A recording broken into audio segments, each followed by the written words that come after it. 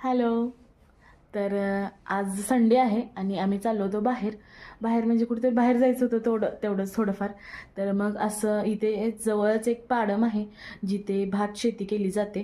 पण भात शेती केली जाते त्याच्या साईडला लोकांना फिरण्यासाठी जागा आहे, म्हणजे थोडंसं छोटंसं पार्कसारखंच आहे.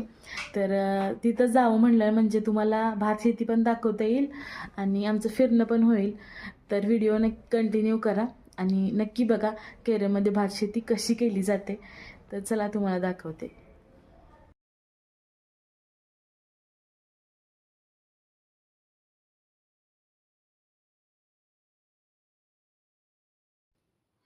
तर आता आपण इथे पोचलोय जिथे भात शेती केली जाते आणि ज्या रोडवरून आम्ही जातोय ना त्याच रोडमध्ये लोकांना चालण्यासाठी वॉकिंगसाठी हा एरिया ठेवलेला आहे. आणि छान वाटतं इथे. एकदम निसर्गरम्य वातावरण आहे, त्यामुळंच लोक फिरायला सुद्धा येतात संध्याकाळचं वगैरे सकाळचं.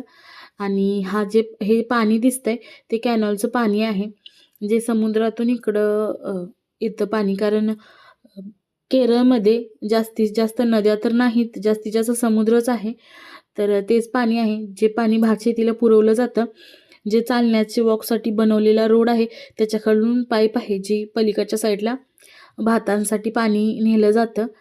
तर ह्या रोडच्या खालून पाणी नेलं जातं आणि पलीकडे पूर्ण एरिया दिसतोय तो पूर्णपणे भात शेतीचा आहे.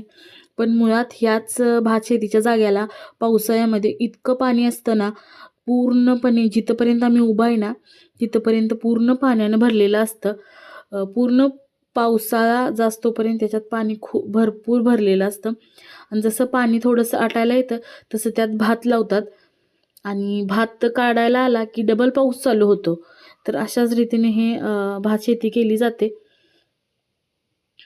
तर व्ह्यू बघू शकताय तुम्ही किती छान व्ह्यू आहे.